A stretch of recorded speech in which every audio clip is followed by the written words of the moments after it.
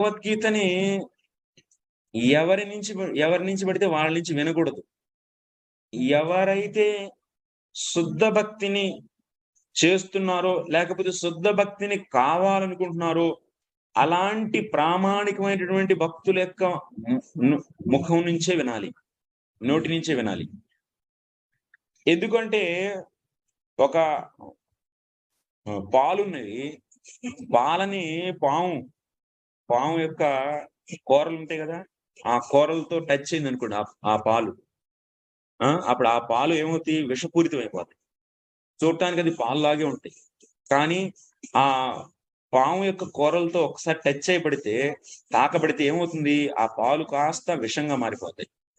అదే విధంగా ఎవరి హృదయంలో శుద్ధ భక్తి లేదో, ఎవరికి శుద్ధ భక్తి కావాలని అనుకోవటం లేదు, అలాంటి వాళ్ళ యొక్క ముఖం నుంచి నువ్వు విన్నావంటే అది విషతుల్యం అన్నమాట. అలాంటి జ్ఞానం నీకు విషాన్ని కలిగిస్తుంది. నీ యొక్క ఆధ్యాత్మిక జీవితాన్ని నష్టపరుస్తుంది. మాయావాది భాష సునిలే హోయ్ సర్వనాశ్ భక్తి సర్వనాశ్ హోయిలే.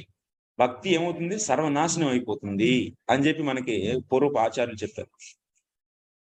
సో ఇప్పుడు మీకు ఈరోజు మనకి తెలుగులో మీకు చాలా మంది ప్రవచకులు దొరుకుతారనమాట. చాలా వినసొంపుగా చెప్తారు. మనం చెవులు రెక్కరించుకుని బాగా వింటాం. ఆ పాయింట్లు తీసుకొచ్చి మనం మన ప్రవచనం